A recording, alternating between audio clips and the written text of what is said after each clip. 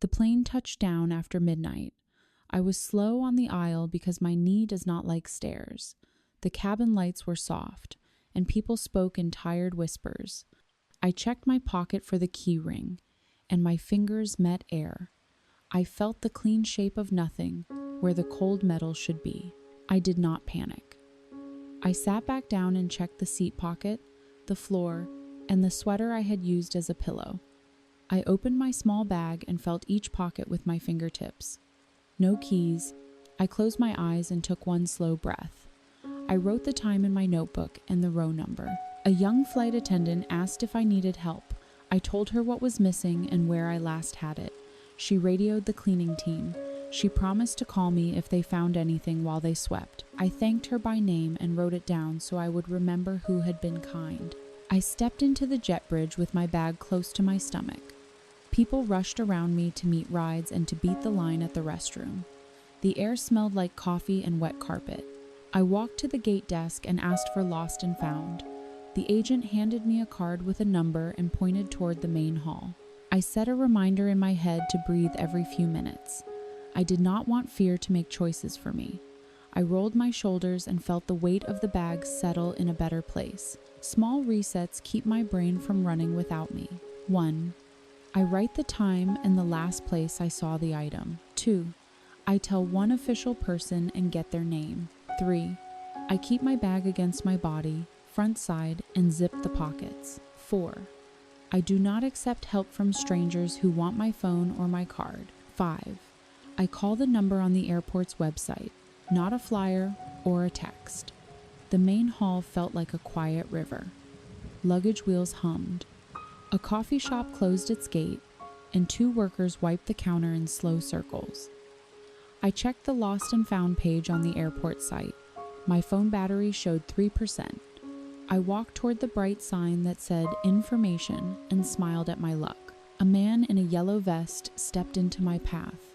He smiled like a person who already had the answer. He said he worked with airport partners and could fast-track my case. He pointed at a small logo on his vest. It looked like a sticker. He said there was a security hold fee, but it would be refunded. I asked for his full name and a direct line I could call to confirm him. He said his name was Rick and gave a number that did not sound like the main switchboard. I asked him to wait while I called the number printed on the official card. His smile became slower. He said the desk was closed after midnight and that I needed him. I told him I would still call. He stepped closer and said he could walk me to the office. I moved one step back and kept my voice even. I said, "Please keep a safe distance." He stopped. He looked over my shoulder like he was waiting for help to arrive from the wrong door. I dialed the real number. The woman who answered said Lost and Found was open in the morning, but there was a night drop. She said there was no fee and that they never took cards at the counter.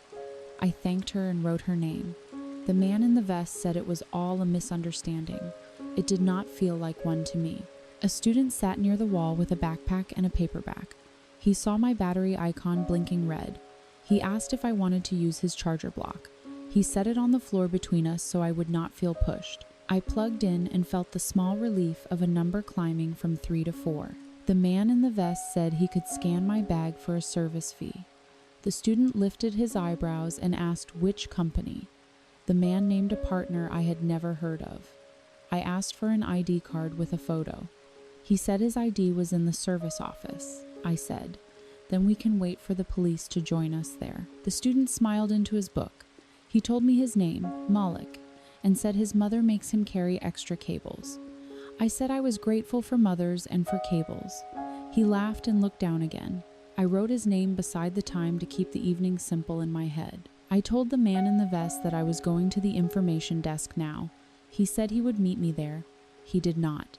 He walked the other way with his phone pressed to his ear. I watched him until he turned a corner and then turned my own the other way, toward the bright sign. I asked for a copy of the form. The clerk made one and stamped the corner with the date and time. Stamps calm me because they are loud proof on quiet paper. I tucked the copy into my notebook sleeve. The woman at the desk wore a name badge on a sturdy clip. I told her about my keys and the man with the vest. She did not look surprised. She asked for a description of the keys and the ring. I told her about the small blue tag with a chipped corner. It has followed me for 10 years. She gave me a paper form and asked me to write the details. She said airport police could take a short report if I wanted. She pressed a button and a light flashed behind the desk. She told me where the night drop was and the time the lost and found window opened. Her voice was calm, like the end of a weather report. I asked if anyone else had reported a man asking for fees.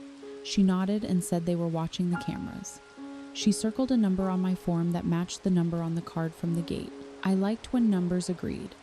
It makes the world feel like it can be trusted 1 inch at a time. I thanked her and moved to a bench near the desk. I called my neighbor, Mr. Alvarez, and asked him to check my door at home. He said he would walk over with his hat and send me a photo of the lock. Hats and photos make good company when a night gets longer than you planned. 1. Neighbor, please check my door and the lobby camera. Send me a photo. 2. Bank, place a travel note if needed and a temporary freeze on new payees. 3. Police, non-emergency report to create a record and to flag any patterns. 4. Airline, confirm if a cleaning crew turned in a key ring from my seat row. 5. Locksmith, only from my trusted list. Schedule a daylight visit if needed. Mr. Alvarez sent a photo of my door. The deadbolt was still locked. He also texted a short video from the building camera. It showed me leaving that afternoon with the keys on the ring. It made me feel both better and worse. I thanked him and told him I would update him when I knew more. I called the number on the back of my card. A woman named Natalie answered. I told her I was at the airport and had met a man who wanted a fee. I asked to place a hold on any new payees for 48 hours and to get an alert if anyone tried my card for a hold or deposit. She said that was easy. She read me a case number and I wrote it down in the margin. I repeated it back to her to be sure I had it right. She asked if I wanted to lower my contactless limit for a day. I said yes. People like that Vestman use fast taps the way seagulls use wind. She laughed and said she would remember that line. She asked if I had a safe ride home. I said I would decide after I spoke to airport police. She wished me a calm night. I thanked her for doing her job like a good handrail. Not exciting, but there when you need to lean. I hung up and sipped water from my bottle. Malik slid the charger closer with his foot so I would not have to bend much. Small help is still help. I told him he was a light in a place with too many lights. I told myself to stay where there were cameras and people who wear name tags. It is a simple rule, and simple rules work when the world is busy. I chose a seat with a clear view of the desk and the hall. Seeing helps thinking. 2 officers arrived. One was Officer Baines. He asked for my story and the details about the vest. I gave him the time, the words the man used, and the fake fee. I gave him the number the man spoke and the direction he walked. The officer wrote fast but neat. He asked if the man had touched me or my bag. I said no. He looked at the desk clerk and asked for camera times. She nodded and called the room behind the glass. He told me to stay where I was for a few minutes while he checked the video. I said I would sit and count my breaths. The other officer asked if I had a spare key at home. I said yes, with my neighbor, in an envelope with my name on it. He said that was smart and asked if I wanted a unit to meet me at the curb when I got back, just in case. I smiled and said that would be kind. Kind has edges too, when it needs them. I watched the hall. People moved like they were swimming. The cleaning crew rolled a big bin past the bench. One of them waved at me because people wave at people who are sitting very still. It is a silent way to ask if we are okay. A cleaner named Rosa walked back with a small tray. On the tray was a pile of pens, a hair tie, and 2 coins. No keys. She said she would check the seat row one more time after the next plane left. She took my number and wrote it on her glove with a marker. It made me want to cry for a second, but in a good way. I asked where the night drop box was for found items. She pointed at a small door near the baggage office. She said anything turned in would get logged in the morning. I said thank you 3 times. She laughed and said 3 was lucky. She was right today. I sat again and watched people sleep on their bags like cats. Malik closed his book and asked if I wanted tea. I said yes. He pointed at a kiosk that was still open and said he would be back in 5 minutes. I timed 5 minutes with my pen on my notebook. Time behaves if you give it a job. I checked my pockets again. Empty. I checked the small zipper on the top of the bag that I rarely use. A paper clip and a folded tissue lived there. No keys. I told myself this was not the end of the world. Doors open for reasons other than keys when you plan ahead. 1. I set a small goal for each 10 minutes. A call, a note, a sip of water. 2. I move my feet so my body does not think fear is the boss. 3. I choose a safe spot with cameras and staff in view. 4. I keep my answers short and my questions clear. 5. I thank people by name because names are handrails too. Malik returned with tea. He had bought one for himself and one for me. We sat like family who had not met yet. I told him about my neighbor and the spare key. He told me about his early class and his mother who never sleeps until her kids are home. We agreed that some rules are good because they are heavy. The man in the yellow vest reappeared near the hall. He did not come close. He leaned on a column and looked at his phone.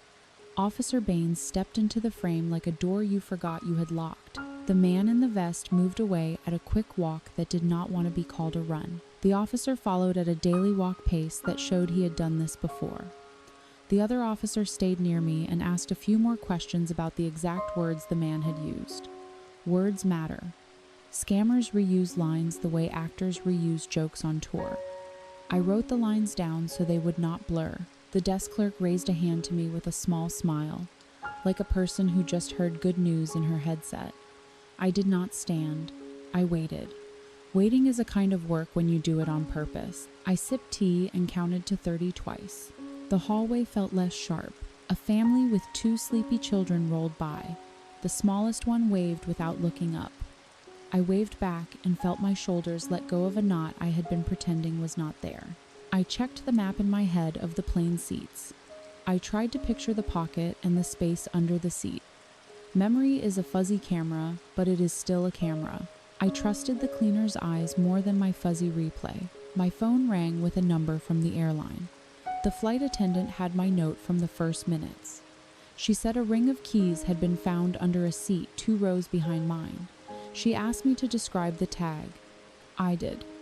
She said that matched and that the cleaner was bringing them to the night drop.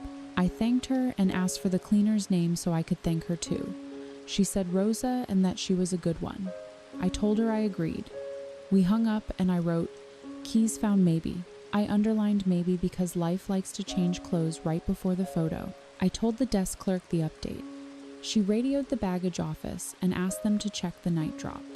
She smiled and gave me a thumbs up. She looked like a teacher who had just decided a class could have 5 more minutes of recess. Malik grinned and said he liked happy endings. I said we were not at the end yet. I have learned to let endings come to me. If you chase them, they sometimes change alleys. Officer Baines came back with a small notebook. He said the man in the vest had left the secure area. He showed me a photo from the camera, and I confirmed the face and the vest. He said they would share the still with overnight staff. He asked if I wanted to add anything to the report. I told him about the fee line and the fake direct number. He nodded and said those scripts pop up when people are tired and phones are dying. He said the cameras had also seen the man near 2 other travelers earlier. I asked if they were okay. He said yes. I felt the air get warmer. He gave me a small card with the case number. I put it with the bank case number so they could be neighbors. Numbers like company too. He told me to call if the man approached again. I promised, though I thought the man would not want to meet the camera twice in 1 hour. He asked if I had a ride plan. I said I would take the official taxi line. He said good and pointed at the sign that led to the right door. Signs are friends when the night is older than your patience. I spun the keyring once on my finger and then stopped. I did not want to drop it again from pure relief. Relief can be clumsy if you do not give it a chair. I put the keys deep in my coat pocket and zipped it. The baggage office door opened, and Rosa stepped out with the small tray again. This time the tray had my keys. The blue tag's corner looked exactly like home. I thanked her with words and with the kind of smile that rests your face instead of stretching it. She smiled back like a person who had just added a good line to her day. She asked me to sign a simple receipt. The form asked for my name and the last 4 digits of my phone. No card, no fee. I signed and took a photo of the receipt and the keys, just in case I needed to tell the story later to someone who needed pictures to believe. I called Mr. Alvarez. He answered on the first ring because he is the kind of neighbor who treats rings like smoke alarms. I told him I had the keys back. He said he would go back to bed, but first he would put the kettle on because that is how you bribe sleep to return. I waved at the desk clerk and said goodnight. She waved back like a lighthouse. I told Malik the good news. He raised his charger like a toast. I wanted to hug him but did not, because rules are good and boundaries help hugs mean more when they happen. 1. Ask for names and write them down. Real helpers do not mind. 2. Check numbers on official cards and websites. Never use a number a stranger gives you. 3. Keep your bag in front, zippers forward, 1 strap across the body. 4. Make a short police report. Patterns save the next person time. 5. Thank people. It makes the world less sharp. We walked toward the taxi line. The air outside was cold enough to make my breath look like a small speech. I put the keys in my inside pocket and tapped the pocket twice. I told my bones we were fine now. They believed me. A woman behind me asked if the line was safe at night. I said yes and pointed at the camera and the sign. She nodded and stayed with us. Lines are safer when we agree to be aligned together. The taxi line moved like a slow river. A man tried to wave me toward a car that did not have a sign. I stayed in the line. The official stood on a small box and wrote down plate numbers. He looked like a choir director on a field trip. I liked him immediately. A driver opened his door and helped me with my bag without taking it from me. He asked where we were going and repeated my address back to me with care. I watched his license on the back of the seat and matched it to the one on the dash. Matching calms me the way tea does. We drove past the runways. Small lights lined up like quiet schools of fish. The driver kept the radio low. He said nights are kinder when music whispers. I agreed and watched the road. I did not think about the vest man. The night had more interesting lines to read now. We pulled up to my building. A police car sat at the corner, like a friend who came to a party early to help with chairs. The officer waved and then drove on. Mr. Alvarez's window was dark again. I felt the keys in my pocket before I felt the lock in my hand. They fit like always. I opened the door and held it with my foot for a second to listen. The apartment smelled like lemon cleaner and old books. Good smells. I put the keys in the blue dish by the phone. I stood for a moment and let my shoulders catch up with my spine. Bodies need time to agree with facts. I texted Malik a thank you and told him to tell his mother she had done good work. I sent a short note to Natalie at the bank through the app to say all was well and that she could remove the temporary hold at noon. I sent Officer Baines a thank you through the non-emergency portal because gratitude should wear a badge sometimes too. I boiled water and made tea. Tea is a clock that ignores the time on the wall. It only listens to steam. I wrote myself a small promise. Next trip, keep the keys clipped from the start, not just at night. Promises on paper feel more real to me than promises in my head. I circled the note so my eye would land on it later. Circles are magnets for attention. I called the bank when the sun was up. Natalie answered again, which felt like finding the same sock after a wash. She lifted the hold and kept the alert for one more day. She said the fee pattern happens at many airports. I asked if the case number helped. She said it did. I called the airport lost and found window. They confirmed the receipt and the camera notes. I gave them my thanks again for Rosa and the desk clerk. They said they would pass my words along. I wrote a card for Rosa anyway. Paper still wins some races in my life. I called my daughter to tell her the story. She said she wished she had my calm. I said calm is just a path I walk when the map is fuzzy. She laughed and told me to write that down. I did, on the back of the card, because good lines like company too.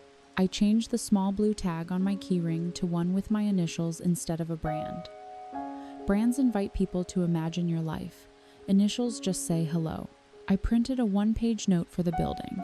It said, If you lose a key while traveling, here is what worked for me. I kept the list short. I taped it to the board with blue painter's tape because the board chews on clear tape and wins. People read the note while they waited for the elevator. Mr. Alvarez added a line about keeping a spare with a neighbor you trust. He drew a small hat next to his name because jokes wear hats better than they wear shoes. Someone else scribbled, "Thank you," and a heart. I let the heart stay. Buildings need hearts the way kitchens need spoons. I put Rosa's card and the receipt copy in my folder. I labeled the folder Airport Keys, which made me laugh at myself, and then it made me feel safe. Labels calm me the way clouds calm airplanes, by being where they should be. I took a short walk to the bakery. Bread was warm on the shelf, and someone had just told a joke. Jokes are the bread of evenings, even when they show up in the morning. They asked what the man had said about money. I told them word for word. Words matter in patterns. Patterns are how people who have never met still help each other. Airport security called to say they had flagged the vest and the face. They asked for permission to share my quotes with staff at the next briefing. I said yes. They asked if I wanted the case number for my records. I said I already had one from the police. They sounded pleased. Paper loves company. They told me my notes were clear and that the times matched the camera stamps. That sentence made my whole spine feel organized. Times are how you teach chaos to sit. I added the call to my folder and underlined the date. Then I put the folder away and took one slow breath. I sent a thank you text to Malik with a photo of a fresh roll. He sent back a thumbs up and a photo of a notebook with neat notes. Students are secret cousins to nurses. They both learn how to write while tired. I watered my plants and wiped the table. The blue dish looked happy with the keys inside it. Or maybe that was just me. In the afternoon, I could not find the blue dish for a moment. It was under a newspaper. I laughed at myself and wrote, "Check under paper before panic," on a sticky note. I put the sticky note inside the cabinet door. Future me will thank past me on a silly day. I checked my travel bag for rips or loose zippers. One pull tab was weak. I tied a small loop of cord through it. It looked like a tiny tail on a careful mouse. Small repairs are love notes to tomorrow. I made 3 and then sat down with tea. I checked the bank app. No new activity. I lifted the contactless limit back to normal and wrote the time. I set an alert for airport charges just for fun. Alerts are free, and so is feeling like you have a lever you can pull if you need to. The apartment settled. Houses make little sounds when they agree with themselves again. I like those sounds. They make me think of pages turning. 1. Spare key with neighbor, in a labeled envelope. 2. Bright tag on keyring that is easy to describe. 3. Copy of phone numbers for airline, airport, and bank. 4. Charger block and short cable in the outer pocket. 5. 1 page for notes with times and names. I taped the list to the inside of my suitcase. Future me will roll her eyes and thank me out loud. Both can be true. I tried the zipper to be sure the cord tail worked without catching. It did. I smiled like a private joke had landed. I brought the thank you card to the airport 2 days later during daylight. I asked for Rosa at the baggage office. She came out with the tray again, but this time it held a paper cup and a pen. She laughed when she saw me and said, "We meet again." I handed her the card. She read it and nodded. She said most nights people yell when things go wrong. She said it felt good to help someone who wrote things down instead. I told her writing was my brave face. She said she might try that. We both smiled without showing teeth. That kind of smile feels like a blanket. I asked if the vest man had returned. She said security had posted the still and staff were watching. She said the line about the fee was one they would share at the next meeting. I said I was glad if my small notes could save someone a walk down the wrong hallway. I went home by bus and watched people read. Reading is a way to carry home in your lap when chairs move. We packed leftovers while we talked. Doing 2 small things at once kept worry from getting loud. She set a bowl in my bag and told me to eat it tomorrow. Food is a soft shield. My daughter asked if I had been scared. I told her the truth. I said I had been alert, not scared. Scared is a wild dog. Alert is a leash. She said she liked that and wrote it in her phone. I told her to write it on paper too. Phones choose what to remember. Paper takes orders. She asked how she could help next time. I told her 3 things. Answer the first call, ask what I need, and say the officer's name back to me so I know she is paying attention. She said she could do that. I believed her. She is good at lists when someone else holds the pen. We ate soup and watched the street. A girl on a scooter tried a small trick and then decided the ground was better as ground. We both clapped a little, just for us. It felt like cheering for the right team. At night, I set my keys on the blue dish and set my phone on the charger.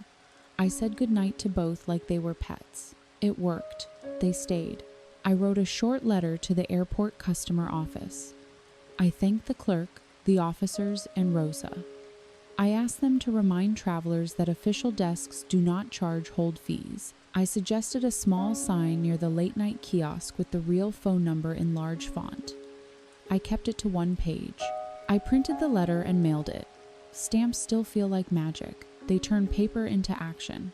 I pictured the letter riding in a big bag like a kid on a bus. I smiled and made tea. Tea again. Tea is a bridge between tasks. I wrote a copy of the letter for my folder. I added a note. Use this template next time, even though I hope there is no next time. Hope is not a plan, a template island. I washed the blue dish and wiped it dry. The dish is older than some of my neighbors. It holds the same job every day and never complains. It is my favorite employee. Officer Baines called with an update. They had identified the vest man and 2 friends. He said my report in Times helped them connect 3 nights of small moves. He said they would share a safety post on the airport site. He asked if he could quote my line about fees. I said yes. He thanked me for staying calm and keeping notes. He said panic makes blurry reports. I said I practice my calm like people practice piano. Slowly, and with many wrong notes at first. He laughed and said his mother would like that sentence. He asked if I needed anything else. I said no. I told him to tell the desk clerk and Rosa that their work had mattered. He said he would. We hung up. I put his call on my list and then closed the notebook. The cover felt warm where my hand had rested. I went for a walk and looked at birds. Birds do not care about keys. They care about wind and seeds. It is good to remember other worlds keep turning. I added a bright cord to my key ring and a clip to the inside of my bag. Now the keys live on the clip while I travel. I practiced unclipping with one hand until it felt easy. Practice now saves noise later. I like quiet airports. I like quiet everything. I changed my phone lock screen to show 3 numbers: airport info, airline, and bank. Big font, white on black. I do not want to hunt through contacts when the battery is low. I tested the numbers. They worked. I breathed easier. I put the spare key envelope back with Mr. Alvarez and thanked him again. He said he had slept fine after the kettle. Kettles should get medals. I promised to bring him a roll from the bakery next time I went. We stood in the lobby and looked at the board. The heart was still there. I let it be. Hearts and keys both like to be seen. I wrote my granddaughter a note. It said, "When a stranger offers fast help, slow down." It said, "Ask for names, write numbers, and stand where people can see you." It said, "Use the number on the card, not the number in a mouth." It said, "You are allowed to be careful and kind at the same time." I kept the sentences short on purpose. Short sentences help your lungs. She texted back a heart and a key emoji. I smiled because I am easy to please when people use small pictures to say big things. I told her about Malik and his charger block. She said she carries one too. She said she might tape a tiny list to it. I told her that was my kind of art. I folded the note and put it in the folder. The folder is full now. Full does not mean heavy when it is full of simple things. I watched the sunset fit itself between 2 buildings. The sky did what skies do. It changed color and moved on. I made rice and vegetables and ate with the window open. A bus sighed outside. A cyclist rang a bell that sounded like a small, polite idea. I took the keys from the dish and put them on the table to look at them for a moment. They looked back the way keys do, with light and shadow. I clipped them to my bag and unclipped them, just to smile at how easy it was now. I put them back in the dish. Ritual is a friend who remembers old jokes. I read a chapter of a book and then closed it in the middle of a sentence to save a small surprise for tomorrow. I washed my cup. I set out the notebook with a clean page. Clean pages sleep better next to old pages. They teach each other manners. I turned off the light and let the dark be the dark. It did not mind. I saved the post to my files. I also printed a copy for my folder because printers still make me feel like I have done something solid. Paper hums like a small engine when it is useful. I like that sound. The airport site posted a safety note 2 days later. It said, "We will never ask for a fee to search for your item." It listed the real numbers and the desk hours. It thanked a traveler who took good notes. I felt seen, but in the right way. The way a crosswalk sees you so you do not get hit. Friends sent me screenshots. I sent them back a photo of the blue dish. They laughed and understood. The dish is a character now. It should get a line in the credits. I wrote the post date in my notebook and then closed it. I stacked the bank card, the keys, and the case card and took a photo. I do not know who that photo is for yet. Maybe for me on a bad day. Maybe for no one. Photos can be private too. I made tea. Of course I did. T is the period at the end of my paragraphs. 1. Slow is safe. Fast belongs to other people's plans. 2. Names first. Then numbers. Then steps. 3. Stand in the open. Cameras and staff nearby. 4. Keep hands on your own bag. Do not hand it over. 5. Call your bank before money moves. Thank them later. 6. Make a report. Patterns protect neighbors you do not know. I wrote the list on an index card and put it with my passport. It can travel with me now. Cards do not get jet lag. People do. I am kind to both when I can. I turned off the kitchen light and looked at the window. My face looked back, older and fine. The keys rested in the dish. The notebook waited. The world was not perfect, but it was understandable tonight. That is enough. I thought about the vest man and felt nothing sharp. He was a small test. I passed because other people helped and because I asked small questions out loud. Small questions are powerful. They make lies choke. I told the room, "Good night." I meant it. The room said nothing back, which is the best answer a room can give. I went to bed and slept. Morning would have its own lists, and that felt good. I did not set an alarm. My bones know when to wake up when the story is tidy.